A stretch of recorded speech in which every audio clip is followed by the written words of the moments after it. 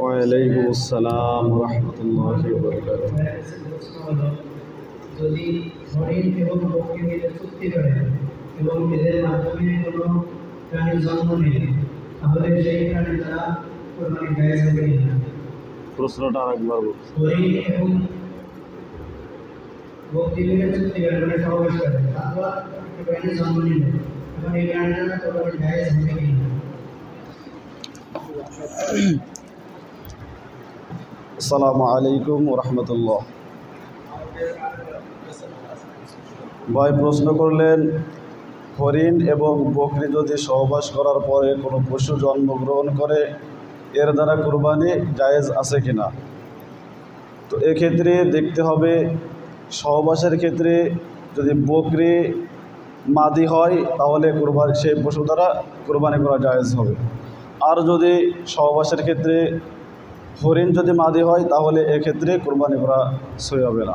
আপনি কি আপনার উত্তর সঠিকভাবে বুঝে পেয়েছেন? মাশাআল্লাহ খুশি হয়েছে।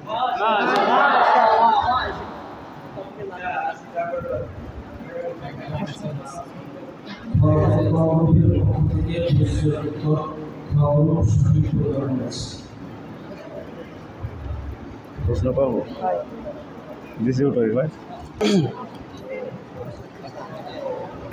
আসসালামু আলাইকুম। গ্রুপের কাছে আমার প্রশ্ন হলো, আমি বাজারে গেলাম, একটি কুরবানির পশু কুরবানির নিয়তে ক্রয় করলাম, পশুটি বাড়ি নিয়ে আসলাম, কুরবানির দিন যথাসময়ে পশুটি কুরবানি করলাম। অতঃপর সব কিছু ঠিকঠাক মতো থাকার পর গোশত রান্না করা হলো।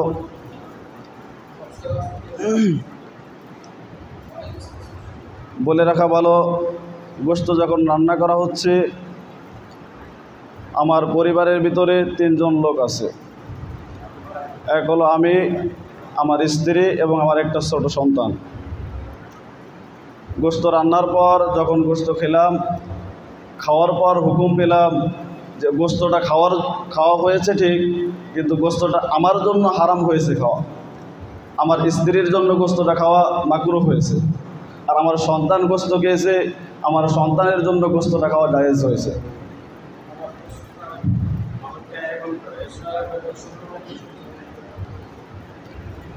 আমার প্রশ্ন হলো,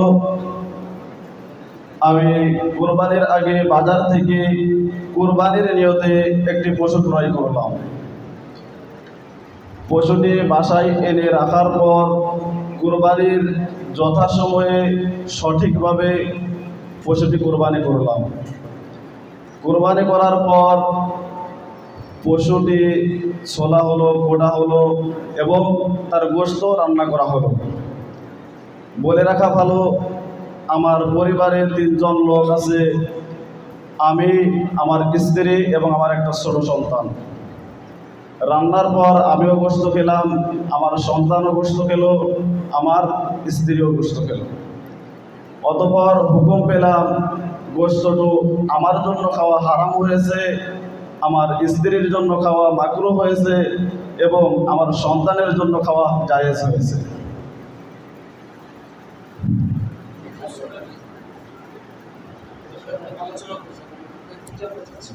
জানতে চাইলাম যে আমার গোশত আমার জন্য হারাম হলো কীভাবে। এখন এই গোশতটা আমার জন্য হারাম কেন হলো, আমার স্ত্রীর জন্য জায়েজ মাকরুহ কেন হলো এবং আমার সন্তানের জন্য জায়েজ কেন হলো?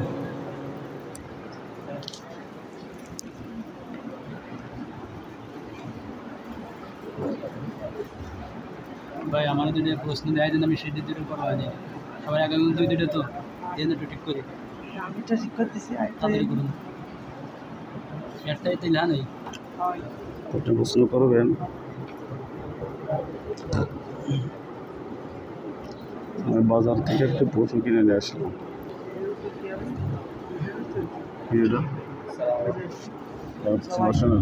আসসালামু আলাইকুম ওয়া রাহমাতুল্লাহ। ওয়ালাইকুম আসসালাম ওয়া রাহমাতুল্লাহ। প্রশ্ন ছিল যে তো এটা আপনার জন্য কিভাবে হারাম হলো, এবং আপনার স্ত্রীর জন্য মাকরুহ হলো এবং আপনার সন্তানের জন্য কীভাবে হালাল হলো জায়েজ হলো। এখানে একটা সুরত হতে পারে, সেটা কোরবানির গোশত যখন রান্না করা হয়েছে সেই রান্নার গোশতের ভিতরে আপনার স্ত্রী যে আছে, আপনার স্ত্রী স্তন থেকে এক ফোঁটা দুধ গোশতের ভিতরে মানে রান্না করা গোশতের ভিতরে পড়েছে, যেটা আপনার জন্য খাওয়া হারাম, আপনার স্ত্রীর জন্য খাওয়া মাকরুহ এবং আপনার সন্তানের জন্য খাওয়া এটা জায়েজ। প্রতিপক্ষ ভাই কি উত্তরে সন্তুষ্ট? আলহামদুলিল্লাহ।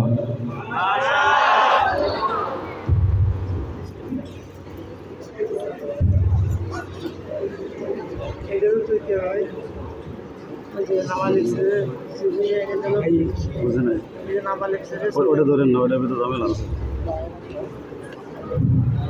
আমার প্রতিপক্ষ ভাইয়ের কাছে প্রশ্ন হলো, কোনো এক ব্যক্তি জীবিত একটি পশু ক্রয় করেছে, অতঃপর ভুলে কোরবানির দিন মনে করে পশুটি জবাই করার পর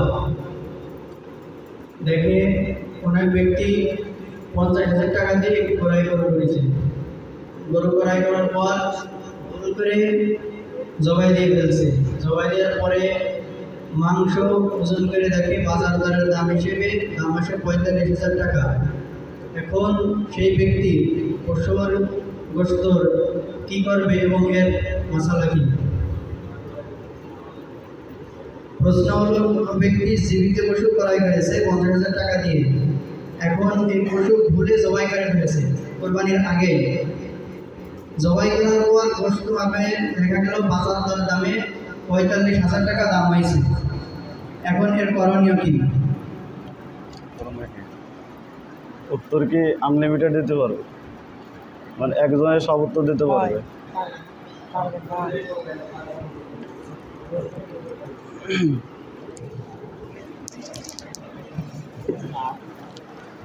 আসসালামু আলাইকুম রহমতুল্লাহ।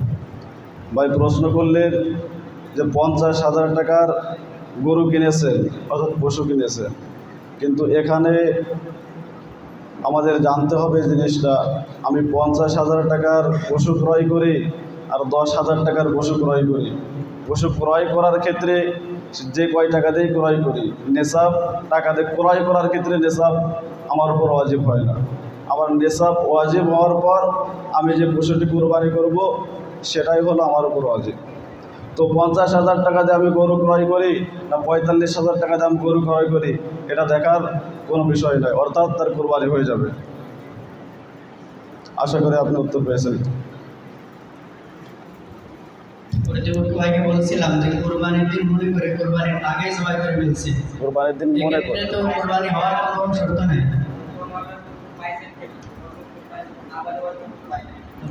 কুরবানির আগেও কুরবানি করেছে। ঠিক, আমার প্রশ্নের সঠিক উত্তর বা পরিপূর্ণ উত্তর আমি বুঝে তাহলে পাইনি। প্রশ্নটা আবার করেন। প্রশ্ন হলো, কোনো ব্যক্তি জীবিত পশু ক্রয় করেছে 50,000 টাকা দিয়ে, এখন এই পশু কোরবানির আগে ভুল করে জবাই করার পর গোশত মাপে দেখা গেছে 45,000 টাকার গোশত আসছে, এখন এর করণীয় কি? কুরবানির আগেই গরু জবাই করে ফেলেছে, এখন সে যে কুরবানির, এখন তো কুরবানির সময়ই আসে নাই, তো এখন সে কুরবানির নিয়তে করুক আর যে নিয়তে করুক, তা তো কুরবানির সময়ই হয়নি, তো কুরবানি কীভাবে ওয়াজিব তার কমল হবে? না, আমি তো কোরবানি হবে না হবে কোনো প্রশ্ন, কুরবানি হবে না। আর কোনো উত্তর আছে আপনাদের কাছে? নাও তো নাই। না, আমি পরিপূর্ণ উত্তর পাইনি। এক্ষেত্রে করণীয় হলো, যদি কোরবানির আগে জবাই করে ফেলে তাহলে পরিপূর্ণ গোশত সদকা করতে হবে এবং যেই 5,000 টাকা বাকি ছিল এই 5,000 টাকাও তার পক্ষ থেকে সদকা করা লাগবে।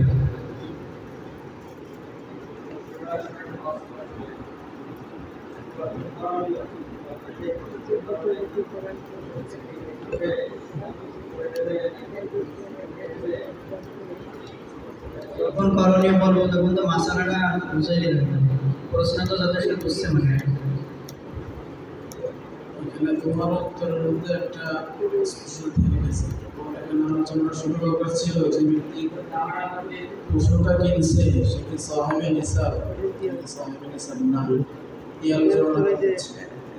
সাহেবে নিসাব যদি হয় তাহলে সে আবার একটা পশু কিনবে, শেষ করে দিতে হবে। ওই সময়ের মধ্যে সে কোরবানি দিবে।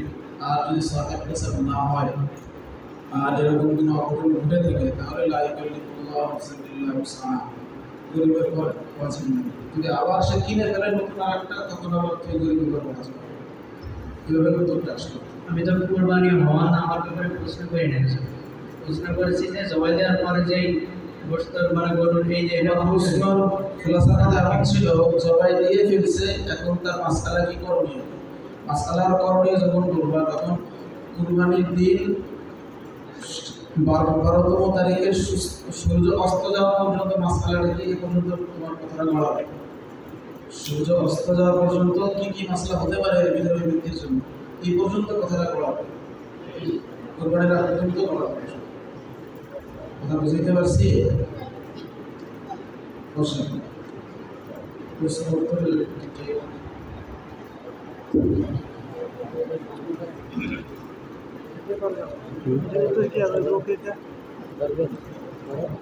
প্রশ্নটা কি হবে? এই প্রশ্নটার মীমাংসা কি হবে? মীমাংসা এই প্রশ্ন বিচারকের কাছে থাকে।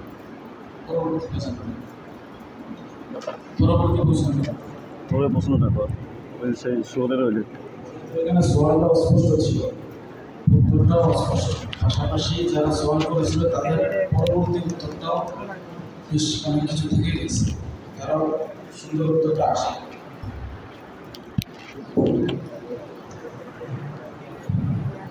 আসসালামু আলাইকুম। আমার পক্ষ থেকে বড় ভাইদের কাছে প্রশ্ন হলো, কোনো এক ব্যক্তি কুরবানির গোশত পুরোপুরিভাবে ভালোভাবে জবাই করলো এবং পরে কেটে সেটে স্তূপ করে রাখলো এক জায়গায়, কোনো একটা পাখি বা কোনো কারণবশত তার ভিতরে এক টুকরা শূকরের গোশত পড়ে গেল, তাহলে ওই শূকরের গোশত কীভাবে বের করবে? আর শূকরের গোশত বের করার পর ওই গোশতর কী হুকুম হবে? ওই গোশত খেতে পারবে কি না?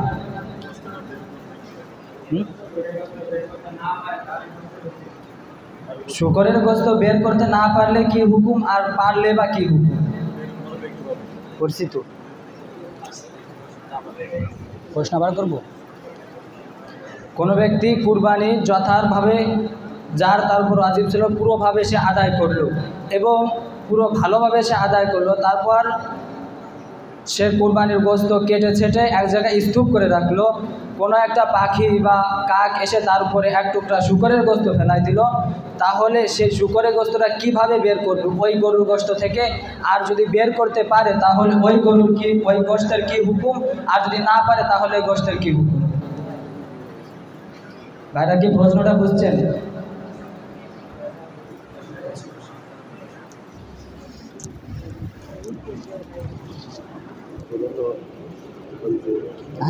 এটা নর্মালটা লাইক নেওয়ার আর এটা পৃষ্ঠ এদের দুজনে একটা সিদ্ধান্ত ওই সাথে না পারলে ওই যদি ওই কোরবানির পশুতে শুকর রাখা হয়েছে যদি শুকরের মাংসটা আলাদা করতে পারে তাহলে ভালো হবে, আর যদি না পারে তাহলে গোশত খাওয়া যায় না। ভাই প্রশ্নটা এরকম করা হয়নি আর উত্তর যথাযথ পাইনি ভাই। প্রশ্নটা ছিল কোনো ব্যক্তির উপর কুরবানি ওয়াজিব, সে ঈদের নামাজ পড়ে এসে যথাযথভাবে কুরবানি আদায় করছে এবং কুরবানির গোশত কেটে রাখছে, সেখানে গোশত এবং হাড্ডি এক জায়গা করে জমা রাখছে, কোনো একটা পাখি বা কাওয়া তার উপর এসে এক টুকরা শূকরের গোশত ফেলাই দিল বা কোনো কারণবশত পড়ে গেল, তাহলে ওই শূকরের গোশতটা কীভাবে বের করবে এবং ওই বের করার পরে ওই গরুর গোশতের কী হুকুম হবে, খাওয়া যাবে কি না? আর যদি বের না করতে পারে তাহলে কী হুকুম?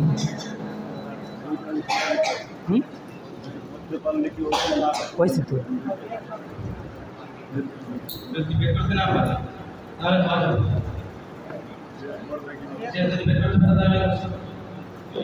যদি বের করতে পারে তাহলে আমরা তো জানি যে শূকরের গোশত খাওয়া হারাম, এখন যদি তার সাথে গরুর গোশত শুকরের গোশত যদি খাওয়া হয়ে যায় তাহলে বের করে না সেটা তো তাই সাথে বাড়ছে যথা বের করবে কিভাবে? সুগারের গোস্তটাই গরু গোস্ত থেকে বের করবে কিভাবে? কেন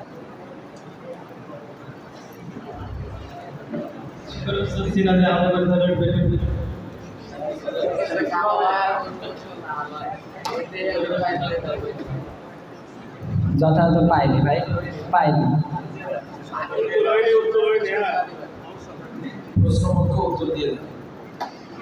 শুকরের গোস্ত আমরা জানি সাধারণত গরুর গোস্ত এবং গরুর গোস্তের হাড্ডি তলায় যায় পানিতে রাখলে, আর শুকরের গোস্ত চামড়া সহকারে কাটা হয়, তার উপর থেকে পশমটা ফেলাই দেওয়া হয়। পশমটা ফেলাই দেওয়ার পরে শুকরের গোস্ত যখন পানিতে রাখা হয় সেটা তলের দিকে চলে যায়, আর শুকরের গোস্ত ভেসে থাকে। আর শুকরের গোস্ততে তেল চর্বি জড়ায় থাকে, আর গরু গোস্ততে তেল জড়ায় থাকলে সেটা ভেসে থাকে, কিন্তু গরু গোস্ততে কোনো তেল নাই, তেল ছাড়া কাটা হয়। তেল আছে কিন্তু যে গরু গোস্তে রাখা আছে তাতে কোনো তেল নেই। এখন যে প্রশ্নকারী যে উত্তরটা দিল এটা তো পার্থক্য করার একটা সুরাত মাত্র, পার্থক্য করতে না পারলে তার সমাধানটা হতো। পার্থক্য করতে না পারলে সেই গোস্ত খাওয়া হারাম হবে, আর পার্থক্য করতে পারলে সেই গোস্ত খাওয়া জায়েজ।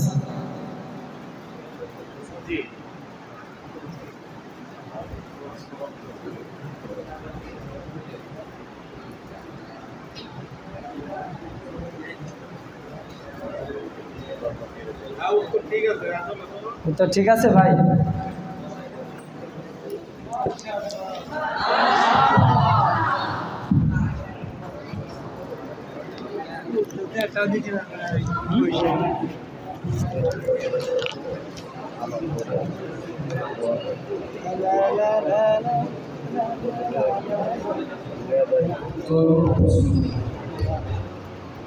এরপর বাই করবে, ঠিক আছে?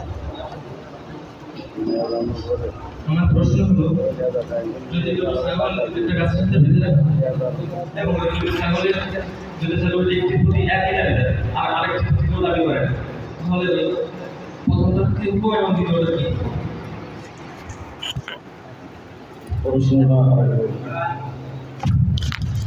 যদি দুটো ছাগল একটা গাছের সাথে বেঁধে রাখা হয় এবং যে কোনো একটা ছাগলের প্রতি দুজনই দাবি করে এবং দ্বিতীয়টার কোনো দাবি নেই, তাহলে প্রথমটার কি এবং দ্বিতীয়টার কি? ভাইয়ের প্রশ্নের উত্তর হলো, দুজন যেহেতু তানাজু করবে, তানাজু ওই সময় করবে যখন একটা পশু নিম্নমানের আর একটা পশু উচ্চমানের হবে।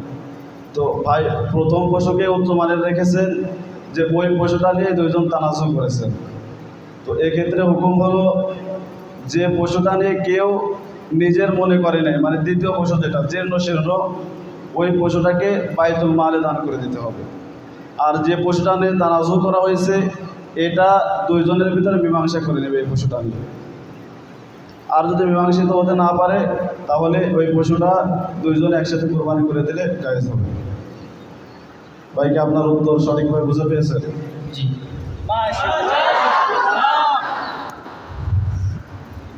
আপনার ব্যাপারে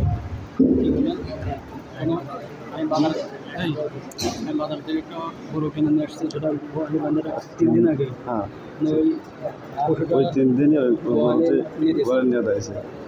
ওই নেদা অন্য একটা লোক নিয়ে গেছে। ওই নেদা দিয়ে আমি আবার বড়ি বানাইছি। বড়ি বানালে সেই বড়ি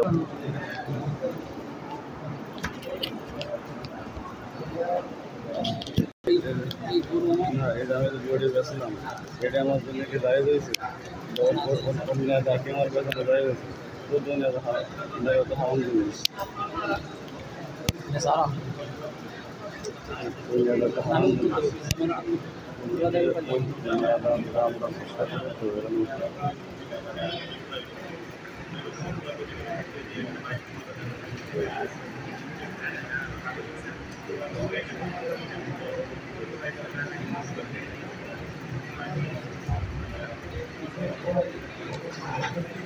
আচ্ছা, প্রশ্নকারীদের আমরা একটা প্রশ্ন করি, যে তোমরা প্রশ্ন করি যে ছাগল বান্ধব, ছাগলটা বাচ্চাকে কোরবানির আগে না পরে?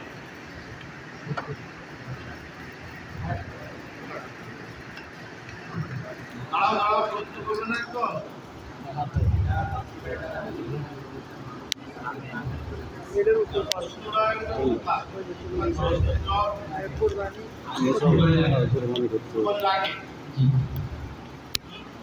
জি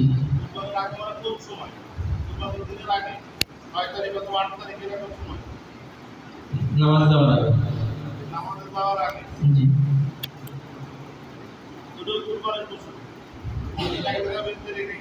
জি আমরা কখন হবে বরাবর হবে বরাবর না হলে চালাতে হবে জি শুধু বরাবর তাও তো বললেন আপনি আগত তো উভয়টাই বরাবর একই রকম দেখতে গান বলে হ্যাং না তাহলে তো কেন হবে দেখতে আসবে একই রকম দেখতে একই রকম এরকম বুঝেছেন না আমাদের আর আগে দেখতে রেখেছে কিছু বলতে একটা একটা জীবন দিতে হবে তুমি এটা তাই এক্ষেত্রে উত্তর কি কোথায় বলো ওদের কথা বাদ দাও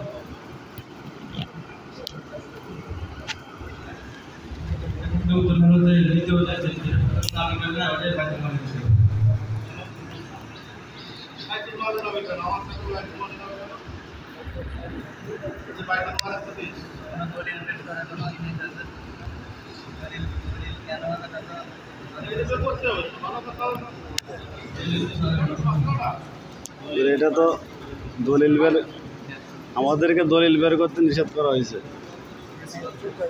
এই মাসখানাটা যাও মাসখানাটা খুঁজে রাখবে আরো অনেক ঘোরা যাচ্ছে আচ্ছা আমাদের প্রশ্নে যাবো যে প্রশ্ন বাদ উত্তরে রাখুন না সলভ করতে সলভে রাখুন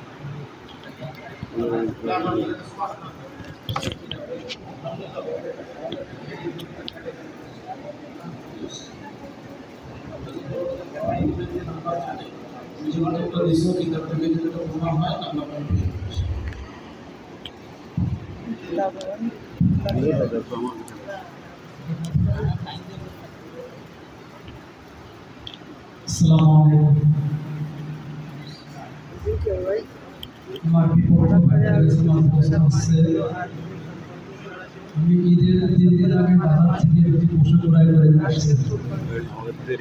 পশুটি আমি ক্রয় করে আমার বাড়ি নিয়ে আমার গোয়ালে বেঁধে রাখছি। বেঁধে রাখার পর ওই গরুটি আবার আমার গোয়ালে নিয়ে গেছে। ওই নেয়া দেওয়ার আমি ঘুরে বানাই ওই ঘুরে বিক্রি করেছি। এখন আমি যে বিক্রি করে টাকা দিলাম, আমি যে বিক্রি করলাম এটা আমার জন্য জায়েজ না জায়েজ? আমি ঈদের কিছুদিন আগে বাজার থেকে একটি পশু ক্রয় করে নিয়েছিলাম, যেটি আমি কোরবানি করবো। ওই পশুটি আমি বাড়ি আনার পর আমার গোয়ালি বেঁধে রাখছি। বাঁধার পরে ওই পশু যে নেতেছে ওই নেয়াদ আবার আমি বড়ে বানাইছি। বড়ে বানাই সে নেয়াদ আমি বড়ে বানাই, সে বড়ে আমি বিক্রি করেছি। এখন আমার এই ব্যবসাটা ঠিক কিনা, কিংবা আমার এই কোরবানিটি জায়েজ কিনা জায়েজ?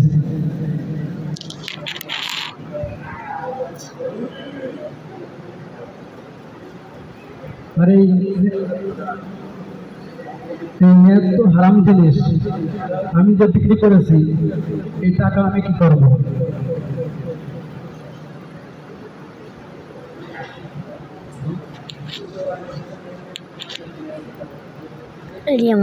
ভালো আছেন? তার সাথে আর একটা হচ্ছে আমি যে নেটটা বিক্রি করেছি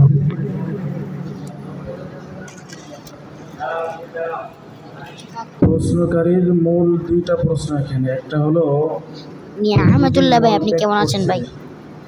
এই মলটা সে বিক্রি করছে, এই বিক্রি করাটা কতটুকু সহি এবং এর কারণে তার কুরবানির মধ্যে কোনো ধরনের হারামের সংমিশ্রণ হয়েছে কিনা, কোনো ধরনের অসুবিধা হবে কিনা। জানি বিশাল বড়টা আলেম হতে পারি থু।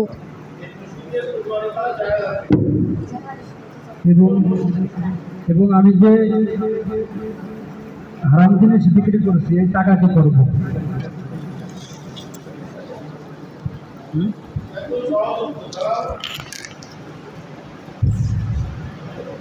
এক্ষেত্রে কোরবানি তো জায়েজ হবে, বাকি যেই কোরবানির অংশ থেকে গোবর বিক্রি করে যে টাকা হলো সেটা সৎকা করে দিবে।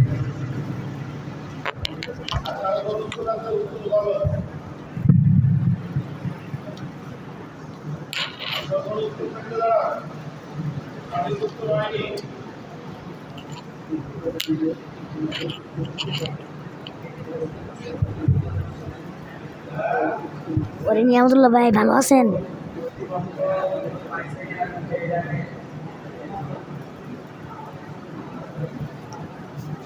ভিডিও করা জায়েজ নাই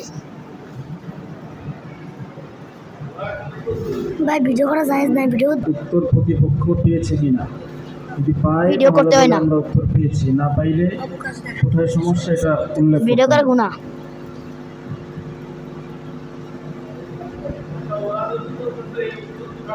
আপনি জাহান্নামে যেতে পারেন ভাই। উত্তর আমি যতটুকু দেখছি এতটুকুর ভিতরে আসসালামু আলাইকুম ওয়া রাহমাতুল্লাহি ওয়া বারাকাতুহু।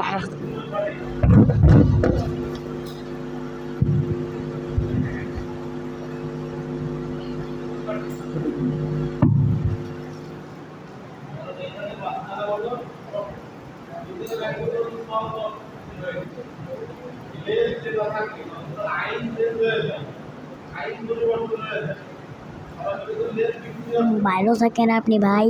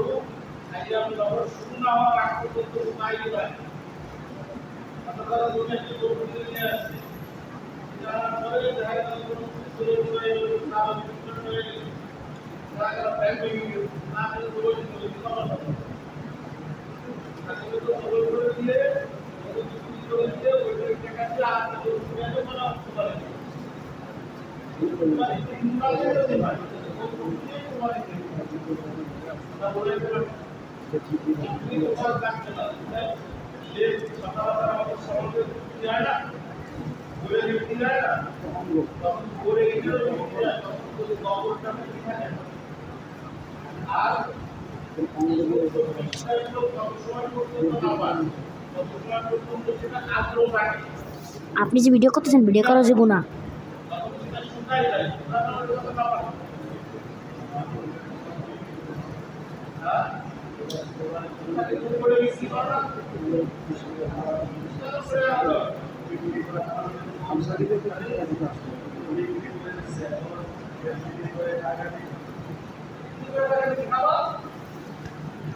এ ভাই, আপনি বলে বিশ্বকাপ জয় হাফিজ।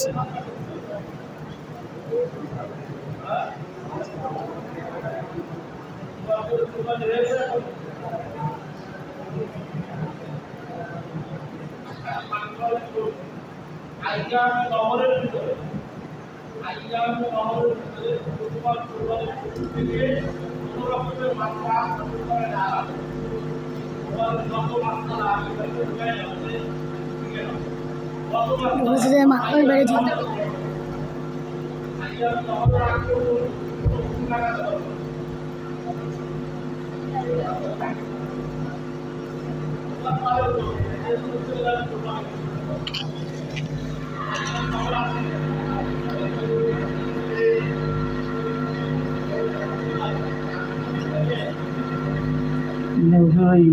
কুরবানির পশুর কোনো কিছু বিক্রি